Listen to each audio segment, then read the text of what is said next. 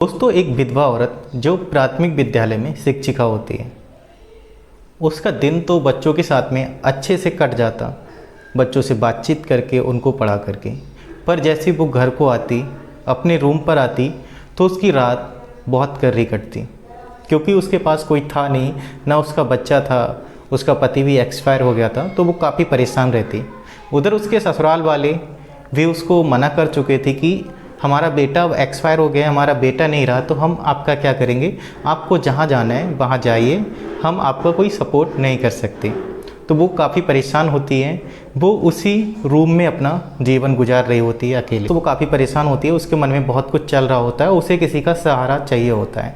तो एक दिन उसके पति के बुआ का लड़का उसके पास आता है और उसके साथ कुछ टाइम बिताता है, और फिर कुछ ऐसा होता है जो सोचने पर मजबूर कर देता है। दोस्तों, आखिर उस महिला के साथ क्या हुआ वो हम इस वीडियो में जानेंगे। तो अगर आप चैनल पर पहली बार है तो प्लीज़ चैनल को सब्सक्राइब कर ले, वीडियो को लाइक कर दें और दोस्तों के साथ शेयर कर दें। दोस्तों, एक कहानी मध्य प्रदेश में एक ज़िला लगता है बैतूल, वहाँ की है। वहाँ पर एक लड़की रहती है जिसका नाम सुजाता होता है। सुजाता पढ़ने लिखने में अच्छी थी, तो वो एक प्राथमिक विद्यालय में गवर्नमेंट टीचर बन जाती है। उसका जीवन अच्छा चल रहा था, अच्छे से वो जॉब कर रही थी और अपने परिवार को चला रही थी, मम्मी पापा का सपोर्ट कर रही थी। धीरे धीरे करके उसके परिवार वाले उसकी शादी कर देते हैं। शादी भी बैतूल ज़िला में एक गांव लगता है, वहाँ पर प्रयाग नाम के लड़के से उसकी शादी होती है। प्रयाग भी पढ़ने लिखने में अच्छा था, तो वो इंटर कॉलेज में टीचर बन गया था। तो इधर ये प्राथमिक स्कूल में पढ़ाती थी, वो इंटर कॉलेज में पढ़ाता था। दोनों की काफ़ी अच्छी जोड़ी थी, दोनों बहुत शादी के बाद दोनों बहुत प्यार से रहते थे, दोनों का जीवन अच्छा चल रहा था। इधर जो प्रयाग था, प्रयाग पूरे सप्ताह जॉब करता। जब शनिवार आता तो शनिवार को अपनी बाइक से वो अपनी पत्नी के पास पहुंच जाता था बरदहा में, और वहां से संडे स्पेंड करता और मंडे को अपनी ड्यूटी ज्वाइन करता। तो इसी तरह से उनका जीवन चल रहा था। वो हर संडे को अपने घर आता था, मंडे को ड्यूटी ज्वाइन करता था। तो क्या था कि दोनों लोग सप्ताह में एक दिन तो एक दूसरे के साथ रह लेते थे। इसी तरह से उनका जीवन चल रहा था। एक दिन क्या हुआ कि प्रयाग अपनी पत्नी के पास निकला शनिवार को, और रास्ते में उसका एक्सीडेंट हो जाता है। एक्सीडेंट इस तरह से होता है कि प्रयाग की ऑन द स्पॉट मृत्यु हो जाती है।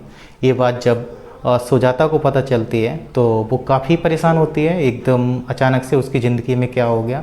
वो दौड़ते हुए जाती है जहाँ पर उसका एक्सीडेंट होता है, तो उसको वो हॉस्पिटल में भी एडमिट कराती है, पर उसके अंदर कुछ था ही नहीं। तो होता क्या, वो डॉक्टर उसको मृत घोषित कर देते हैं। उसका अंतिम संस्कार होता है। अंतिम संस्कार के बाद में सुजाता अपनी ससुराल जाती है। ससुराल जब जाती है तो ससुराल वाले उससे बोलते हैं कि सुजाता, अब हमारा बेटा नहीं रहा, तो फिर हम आपका क्या करेंगे, आप जहाँ जॉब करते हैं अपने वहाँ रहिए, आपको देख करके हमें भी बहुत दुख होता है और आप भी यहाँ पर बहुत रोती हैं, तो हम रह नहीं पाते। तो ससुराल वाले जब ऐसा बोलते हैं उसको, तो वो काफ़ी परेशान होती है इन सब बातों को सुनकर। पर उसको जॉब भी करनी थी, तो वो अपने रूम पे चली जाती है।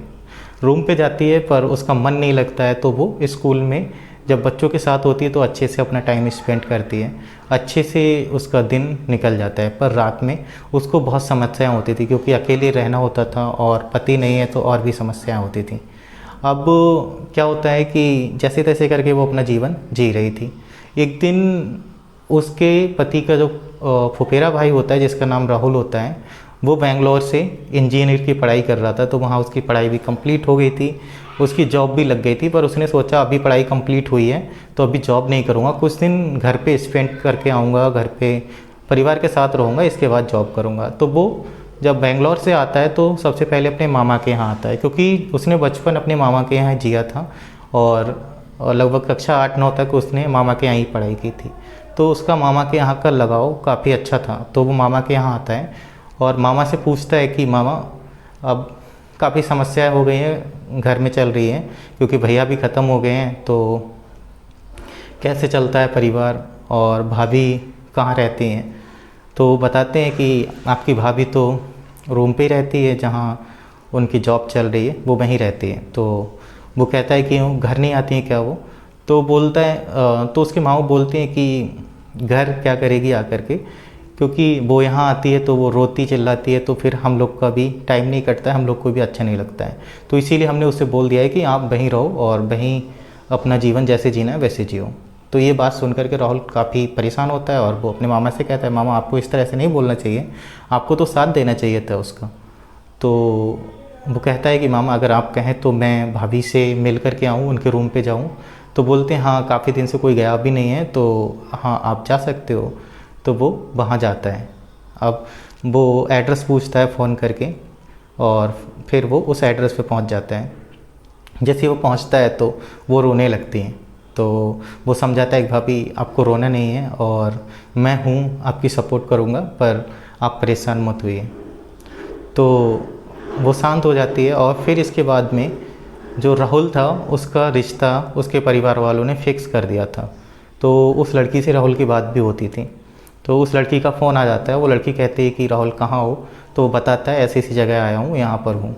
तो वो लड़की राहुल को बहुत डांटने लगती है कि तुम रिश्तेदारियों में घूमते रहते हो, मेरी कोई परवाह ही नहीं है, और आप किसके पास गए। तो बताता है कि मेरी एक भाभी हैं जो इस तरह से यहाँ पर रह रही हैं। तो वो और भी डांटने लगती है कि ऐसे लोगों से मिलने क्यों जाते हो तुम, और लड़का होता तो चल जाता, वो औरत है, वो भी विधवा है, तो मुझसे मिलने गए हो। तो वही सारी बातें उसकी भाभी सुन लेती है।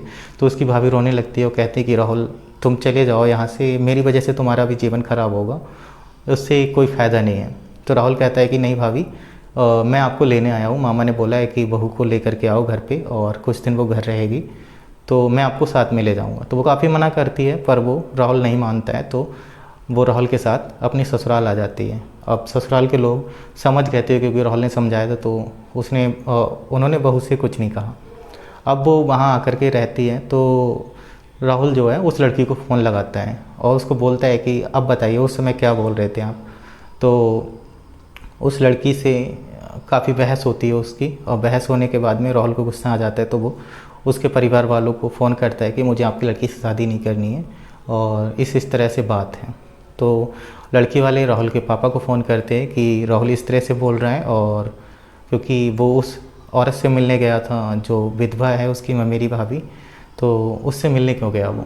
तो उसके परिवार वाले राहुल को डांटते हैं। तो राहुल कहता है कि मैं अभी कोई छोटा बच्चा नहीं हूँ, मैं सब कुछ जानता हूँ, आप लोग मुझ पे प्रेशर ना करें, मुझे उस लड़की से शादी नहीं करनी है। तो राहुल के घर वाले भी बोलते हैं ठीक है, अगर तुम्हें शादी नहीं करनी है तो घर पे मत आइएगा। तो राहुल बोलता है अगर आप लोग की ऐसी इच्छा है तो ठीक है, मैं घर पे नहीं आऊँगा। दोस्तों उसकी भाभी राहुल को समझाती कि राहुल अपने घर नहीं जाओगे तो कहाँ जाओगे, तुमने इस तरह से क्यों बोला अपने पापा से। तो राहुल बोलता है कि भाभी ये लोग अगर आपकी वजह से ऐसा कर रहे हैं तो अब मुझे आपसे ही शादी करनी है, मैं आपसे ही शादी करूँगा। तो उसकी भाभी भी एकदम चौंक जाती है और कहती कि ये क्या बोल रहे हो राहुल तुम। तो वो बोलते हैं नहीं मैं सच्ची बोल रहा हूँ भाभी, मुझे आपसे ही शादी करनी है। तो उधर वो अपने मामा से बात करता है कि मामा भाभी भी अकेली रहती हैं और घर वाले भाभी के चक्कर में मुझे ऐसा ऐसा बोल रहे हैं, तो मुझे भाभी से शादी करनी है, प्लीज़ और मेरी शादी भाभी से करा दीजिए। तो राहुल के मामा जो हैं वो एग्री हो जाते हैं, वो भी सोचते हैं कि वो अकेली रहती है तो इससे अच्छा है कि कोई उसके साथ रहे। तो राहुल की शादी उसकी भाभी से होती है